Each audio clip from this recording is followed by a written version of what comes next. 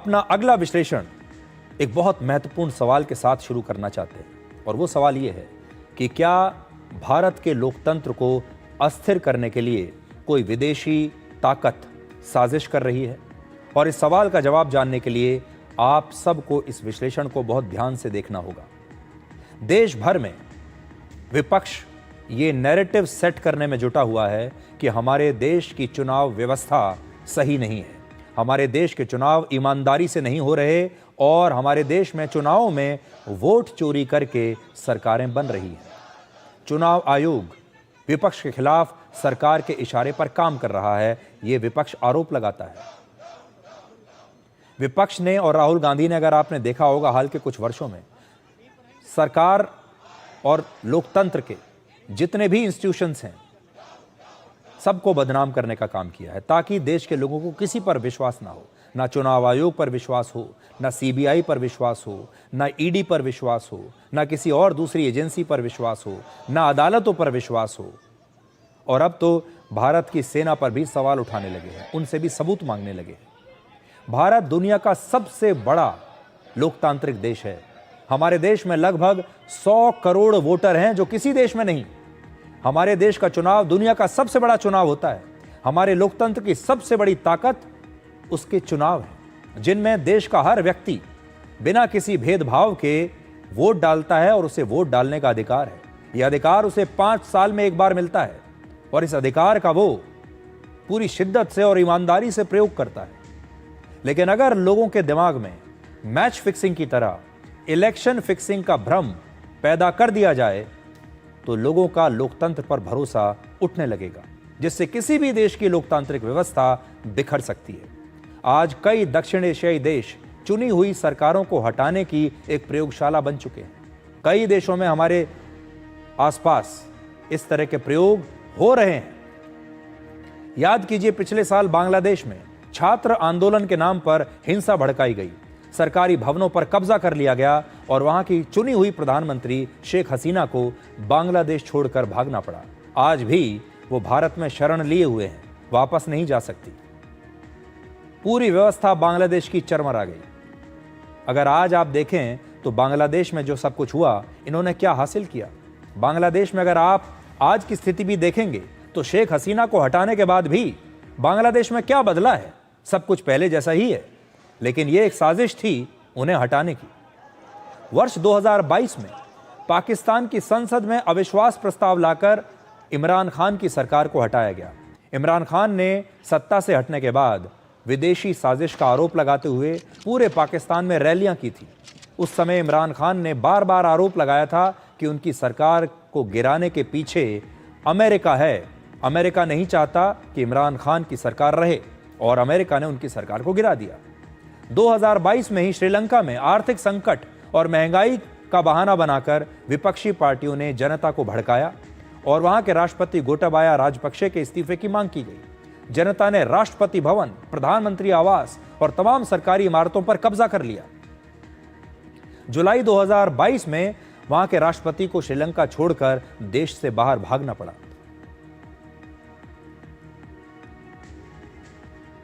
अब आप सोच लीजिए, क्या कुछ लोग ये चाहते हैं कि ये तस्वीरें आपको भारत में भी देखने को मिलें?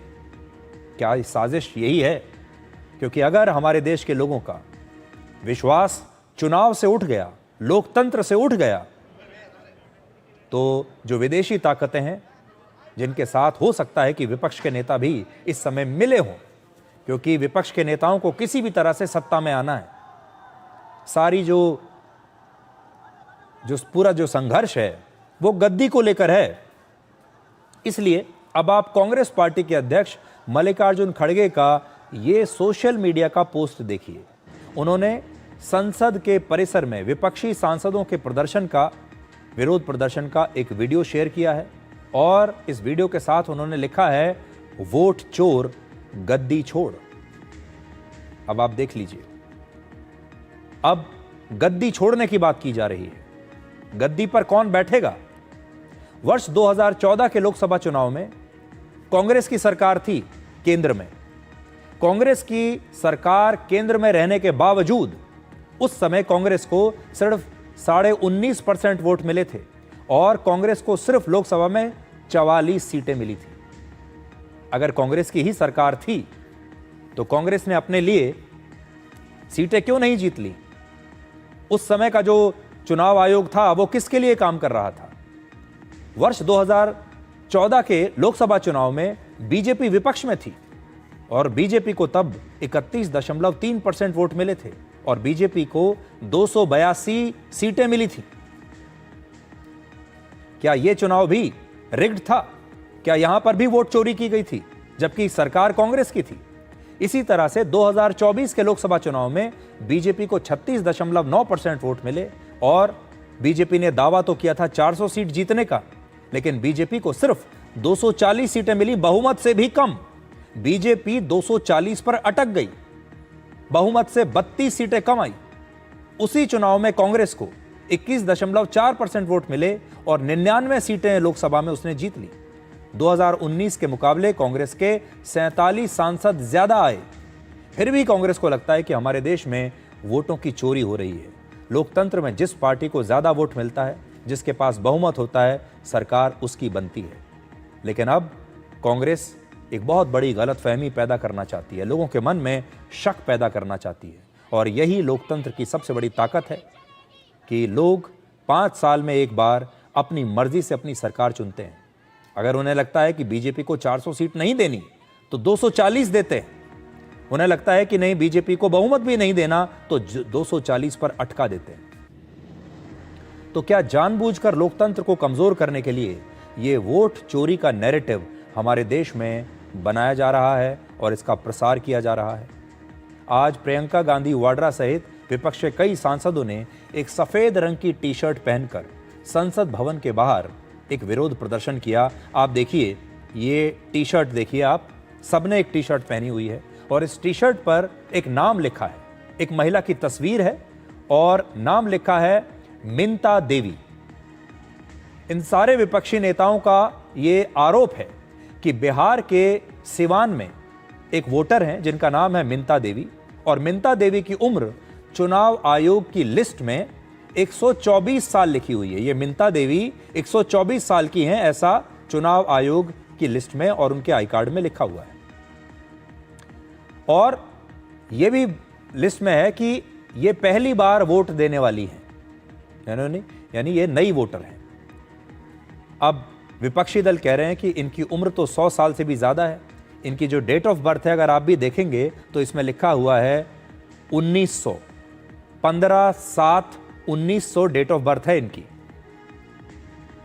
उस हिसाब से इनकी उम्र हो गई 125 साल।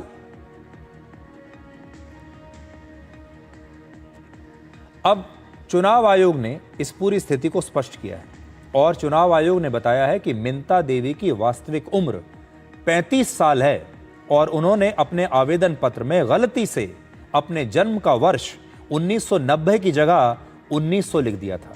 यानी जहां 9 लिखना था वहां उन्होंने 0 लिख दिया, 1990 की जगह 1900 लिख दिया, जिसके कारण उनकी उम्र 124 साल दर्ज हो गई।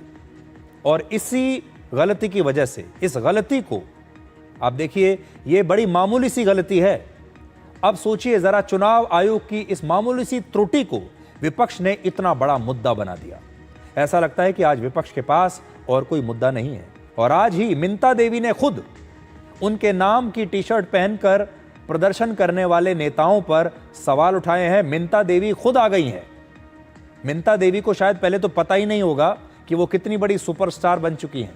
मिंता देवी की टी शर्ट, उनकी चेहरे, उनकी तस्वीर लगाकर उनके नाम के साथ प्रियंका गांधी वाड्रा और इतने बड़े बड़े नेता उनके नाम और चेहरे की टी शर्ट पहनकर दिल्ली में खड़े हुए हैं, ये मिंता देवी को पता ही नहीं था।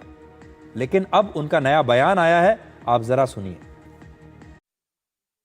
हमको पता चला 2-4 दिन पहले कि हाँ 125 साल की मैं हो गई हूँ।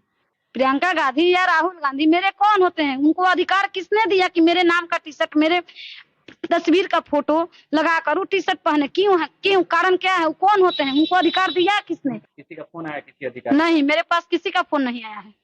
नहीं। हाँ, 4 दिन हो गया। सरकार से क्या मांग करते हैं? हम सरकार से यही मांग करते हैं कि जो भी काम हुआ है हम उसका जिम्मेवार नहीं है। जो मेरा गलत एड्रेस है उस एड्रेस को सही किया जाए, बस यही जानती हूँ। मिंता देवी ने राहुल गांधी की चिंताएं बढ़ा दी हैं। ये मिंता देवी अब उनकी नई चिंता बनेगी। और आज मिंता देवी का ये बयान राहुल गांधी तक जरूर पहुंचना चाहिए, प्रियंका गांधी वाड्रा तक जरूर पहुंचना चाहिए। और ये सारे जो विपक्ष के नेता ये टी शर्ट पहनकर ये डिजाइनर प्रोटेस्ट कर रहे हैं, एक फोटो शूट के लिए, वीडियो बनाने के लिए, फोटो खिंचवाने के लिए, सोशल मीडिया की रील्स बनाने के लिए, आज मिंता देवी का यह बयान इन तक जरूर पहुंचना चाहिए। और फिर देखना चाहिए कि मिंता देवी के बयान के जवाब में राहुल गांधी और उनकी बहन प्रियंका गांधी वाड्रा क्या कहते हैं। राहुल गांधी का दावा है कि बिहार में कई सीटों की वोटर लिस्ट में गड़बड़ी हुई है। यही आरोप उन्होंने कर्नाटक को लेकर भी लगाया था, कर्नाटक में एक सीट को लेकर। लेकिन बीजेपी का कहना है कि राहुल गांधी चुनाव में गड़बड़ी का एक भी ठोस सबूत अभी तक नहीं दे पाए हैं। हम कॉन्स्टिट्यूशन की रक्षा कर रहे हैं। One man one vote constitution का फाउंडेशन है और इलेक्शन कमीशन की ड्यूटी है कि वो one man one vote enforce करें, और उन्होंने नहीं किया है, उन्होंने अपनी ड्यूटी नहीं की। तो हम सिर्फ कॉन्स्टिट्यूशन को प्रोटेक्ट कर रहे हैं, उसकी रक्षा कर रहे हैं, संविधान की रक्षा कर रहे हैं, और हम करते रहेंगे, हम रुकेंगे नहीं। मिंता देवी सुना है मैंने, ऐसे तो बहुत अनलिमिटेड केसेस हैं, अभी पिक्चर बाकी है। पहली बार इतिहास में होगा कि इलेक्शन कमीशन ने 30 लोगों को, सभी विपक्षी पार्टियों के तरफ से 30 सांसदों को आमंत्रित किया बात करने के लिए, लेकिन उनके पास न कोई सबूत है, न कोई आरोप में दम है। वो तो देश के लोगों को गुमराह करना चाहते हैं। और अब जब देश की जनता ने उनको ठुकरा दिया है, तो अब वो अपना खींच या अपनी हार का ठीकरा इलेक्शन कमीशन पे फोड़ना चाहते हैं। पहले ईवीएम पे फोड़ते थे, अब मतदाता सूची की बात कर रहे हैं, SIR की बात कर रहे हैं। आज पूरे देश को एक सवाल जरूर राहुल गांधी से पूछना चाहिए कि आखिर उनकी ऐसी क्या मजबूरी है कि वो वोट चोरी के सबूत चुनाव आयोग को नहीं दे रहे। अगर चुनाव आयोग पर विश्वास नहीं है तो सुप्रीम कोर्ट को दे सकते हैं, लेकिन किसी को तो ये सबूत देने पड़ेंगे। और अगर वो आश्वस्त हैं कि जो सबूत उनके पास हैं वो सबूत सही हैं, तो उन्हें शपथ पत्र देने में क्या परेशानी हो रही है। तो पहली बात तो ये कि जो कुछ भी अभी हो रहा है विवाद, ये एक दिन में समाप्त हो सकता है अगर राहुल गांधी शपथ पत्र के साथ ये सारे सबूत या तो इलेक्शन कमीशन को दे दें या फिर सुप्रीम कोर्ट को दे दें। सुप्रीम कोर्ट पर तो भरोसा उन्हें होना ही चाहिए, वहां जाकर दे दें। दूसरी बात यह है कि जब इलेक्शन कमीशन ये कह चुका है कि आप अपने 30 सांसद भेज दीजिए और हम 30 सांसदों से मिलने के लिए तैयार हैं, तो विपक्ष ने ये मांग क्यों की कि हम 30 नहीं 300 सांसद भेजेंगे। हम तो 30 नहीं 300 नेता अपने भेजेंगे, हमारे 300 प्रतिनिधि आएंगे। तो 30 प्रतिनिधि अगर चले जाते तो उसमें विपक्ष को क्या परेशानी थी, 30 प्रतिनिधि कम नहीं होते। लेकिन यहां भी उन्होंने बात को अटका दिया। असल में विपक्ष की पूरी ताकत जो लगी हुई है वो ये है कि यह मामला लंबा खींचे, बार बार ये चलता रहे, संसद चल ना पाए, और हर रोज वो घंटे 2 घंटे के लिए बाहर निकलते हैं सड़कों पर। इसी दौरान अपने वीडियो बनवा लेते हैं, अपनी तस्वीरें खिंचवा लेते हैं। उनके कोई सांसद बेहोश होने का नाटक करते हैं, कोई सांसद ये कहते हैं कि हमें तो पुलिस ने हमारी पिटाई कर दी। बार बार अपने ऐसे वीडियोस बनाए जाते हैं और फिर उनका जो IT सेल है वो इन वीडियोस को एडिट करके पूरे देश में सोशल मीडिया पर उन्हें फैला देता है। ये राजनीति इस समय हो रही है। आज बिहार में SIR के मुद्दे पर सुप्रीम कोर्ट में भी सुनवाई हुई है और सुप्रीम कोर्ट ने कहा कि आधार कार्ड अपने आप को नागरिक साबित करने का निर्णायक दस्तावेज नहीं है, यह सिटीजनशिप का दस्तावेज नहीं है और इसके लिए दूसरे दस्तावेज भी दिखाने पड़ेंगे। सुनवाई के दौरान सुप्रीम कोर्ट ने एक बड़ी टिप्पणी की। उन्होंने कहा कि अगर आप ये साबित कर देते हैं कि SIR की प्रक्रिया गैर कानूनी है तो हम इस पूरी प्रक्रिया को अभी रद्द कर सकते हैं। सुप्रीम कोर्ट में बिहार SIR के मुद्दे पर कल भी सुनवाई जारी रहेगी और आज विपक्ष के पास एक बड़ा मौका है कि वो स्पेशल इंटेंसिव रिवीजन का विरोध करने की बजाय सुप्रीम कोर्ट में जाकर वो सबूत दिखा दे। अगर उसने ऐसा कर दिया तो इससे विपक्ष की विश्वसनीयता बढ़ जाएगी और सुप्रीम कोर्ट यह आश्वासन दे चुका है कि अगर आप ये साबित कर देते हैं तो हम इस पर अभी रोक लगा देंगे। अब सोचिए, विपक्षी नेताओं को और राहुल गांधी को किसने रोका है? वो जाएं सुप्रीम कोर्ट में और सबूत पेश कर दें और सुप्रीम कोर्ट सबूतों को देखेगा, संज्ञान लेगा और अगर सही पाए गए तो इस पूरी प्रक्रिया को रोक सकते हैं। तो एक तरफ भारत के अंदर लोकतंत्र को कमजोर करने के लिए चुनावी प्रक्रिया पर सवाल उठ रहे हैं, दूसरी तरफ विदेशी मीडिया का भारत विरोधी टूल किट अचानक से एक्टिव हो गया है। पश्चिमी मीडिया अब यह साबित करने में लगा है कि भारत के चुनाव में धांधली हो रही है और भारत का चुनाव आयोग ईमानदारी से काम नहीं कर रहा। बिहार में एसआईआर को लेकर द न्यूयॉर्क टाइम्स ने एक लेख छापा है जो आज मैं अपने साथ लेकर आया हूं, आपकी स्क्रीन पर भी है। इस लेख का शीर्षक है hundreds of Indian law makers detained at a protest claiming vote rigging. मतलब भारत के सैकड़ों सांसदों को डिटेन कर लिया गया। इसमें सबसे ध्यान देने वाली बात यह है कि इसमें विपक्षी दलों की बातों को तो बहुत प्रमुखता से छापा गया है, लेकिन उस चुनाव आयोग की बातों को कोई जगह नहीं मिली जिस पर भारत में चुनाव कराने और वोटर लिस्ट को अपडेट करने की जिम्मेदारी है, जिससे इन खबरों की निष्पक्षता पर सवाल उठते हैं। इस लेख में दावा किया गया है कि वोटर लिस्ट पर विवाद तब शुरू हुआ जब चुनाव आयोग ने अचानक बिहार में 60 लाख वोटर्स का नाम वोटर लिस्ट से हटा दिया। सच ये है कि बिहार में एसआईआर की यह प्रक्रिया अचानक शुरू नहीं हुई। चुनाव आयोग ने तय नियम और तय समय के आधार पर वोटर लिस्ट को अपडेट किया। बिहार में चुनाव आयोग ने जून से लेकर जुलाई तक वोटर रजिस्ट्रेशन की प्रक्रिया चलाई। उसके बाद 1 अगस्त को ड्राफ्ट मतदाता सूची जारी की, जिस पर वोटर और राजनीतिक पार्टियां अपनी आपत्ति दर्ज करा सकती थी। न्यूयॉर्क टाइम्स ने यह बात कहीं नहीं बताई कि आजादी के बाद से अब तक भारत में 13 बार एसआईआर हो चुका है और बिहार में वर्ष 2003 में भी यही प्रक्रिया हुई थी। इसलिए न्यूयॉर्क टाइम्स का यह कहना बिल्कुल गलत है कि एसआईआर की जो प्रक्रिया है यह अचानक से शुरू हो गई। न्यूयॉर्क टाइम्स ने दावा किया है कि चुनाव आयोग ने बिहार में 60 लाख वोटर्स को वोटर लिस्ट से हटा दिया। असल में ये जो उनका आंकड़ा भी है ये भी गलत है, असल में ये 65 लाख है। अखबार ने यह दावा किया कि बीजेपी ने वोटर्स को हटाए जाने को घुसपैठियों को सूची से बाहर करने की कार्रवाई बताया है, जबकि विपक्षी दलों का यह मानना है कि यह बिहार के मुस्लिम मतदाताओं और उन अन्य वर्गों को मताधिकार से वंचित करने का तरीका है जो मोदी सरकार की हिंदू राष्ट्रवादी नीतियों के प्रति विरोधी रुख रखते हैं, ऐसा अखबार ने लिखा है। इस पूरे मुद्दे पर न्यूयॉर्क टाइम्स ने हिंदू मुस्लिम का नैरेटिव बनाने की कोशिश की है कि ये जो पूरा मुद्दा है ये तो हिंदू मुसलमान के बीच का विवाद है, यानी वो इससे समझ ही नहीं पाए। इन वोटर्स को लेकर चुनाव आयोग ने क्या कहा है ये भी इस लेख में नहीं है। चुनाव आयोग ने सारे आंकड़े जारी करते हुए ये बताया कि बिहार में वोटर लिस्ट से 65 लाख से ज्यादा नाम जो हटाए गए हैं उनमें 22 लाख लोग ऐसे हैं जो मृत पाए गए, 36 लाख लोग ऐसे थे जो अपना घर छोड़कर कहीं दूसरी जगह शिफ्ट हो गए हैं, 7 लाख ऐसे थे जिनके 2 स्थानों पर वोटर आईडी कार्ड थे। चुनाव आयोग ने इन आंकड़ों से साफ किया कि इसमें कहीं भी धर्म या जाति के आधार पर किसी को भी वोटर लिस्ट से बाहर नहीं किया गया है।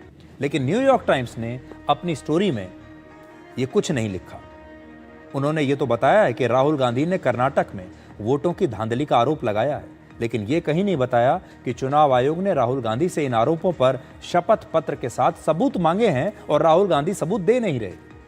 न्यूयॉर्क टाइम्स ने इसमें भारत में कि इस लेख में सिर्फ इस पूरे लेख में उन्होंने एक एक्टिविस्ट से बात की है और उस एक्टिविस्ट का कोट छापा है और बाकी किसी से बात नहीं की, और दावा किया इसमें जो लिखा है वो ये है कि भारत के तमाम विश्लेषक और भारत के तमाम एक्टिविस्ट ये मानते हैं कि भारत में सत्ता का दुरुपयोग किया जा रहा है और चुनाव की जो प्रक्रिया है उसमें पारदर्शिता की कमी आ गई है, ऐसा इसमें उन्होंने लिखा है।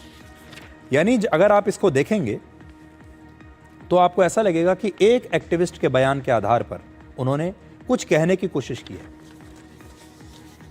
एक पढ़कर मैं आपको बताता हूं। Analysts and activists said the concerns over abuse of power have been amplified by a growing lack of transparency in the electoral process.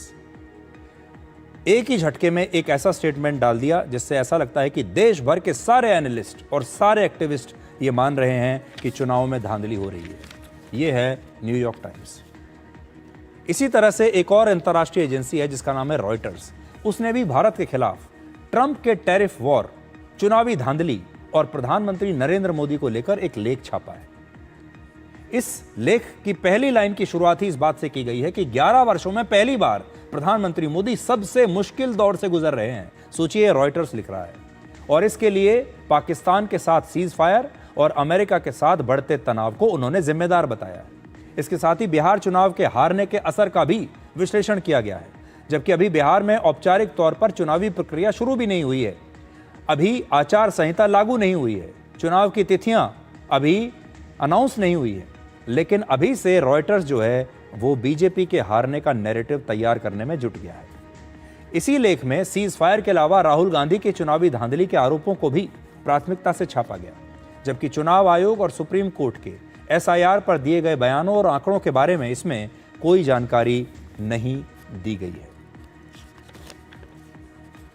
तो ये दो अंतर्राष्ट्रीय जो एजेंसीज हैं, मीडिया हाउस हैं, वो क्या कह रहे हैं भारत के बारे में। आज हमारा कहना बस इतना है कि भारत के आसपास बांग्लादेश में ये सब हो चुका, श्रीलंका में ये सब हो चुका, और भी कई देशों में इस तरह की प्रयोग और प्रयोगशालाएं अब खुल चुकी हैं। क्या ये एक नई कोशिश है कि भारत में भी वही हो जाए जो कुछ दिन पहले, कुछ समय पहले बांग्लादेश में हुआ था? और उसको करने का एक ही तरीका है कि कैसे भारत के लोगों का चुनाव से विश्वास डगमगा जाए। और ये मुझे ऐसा लगता है कि आखिरी दांव है विपक्ष का, और विपक्ष के मन में सिर्फ एक लालच है कि अगर ये देश टूट भी जाए, अगर हमारा लोकतंत्र बिखर भी जाए और उसके बदले में हम सत्ता में आ जाएं, या उसके बदले में मोदी सत्ता से हट जाएं, तो यही बहुत बड़ी बात है। और हो सकता है बहुत सारे नेता हमारे देश में ऐसे हों जो इसके लिए विदेशी मदद लेने के लिए भी तैयार हो जाएं।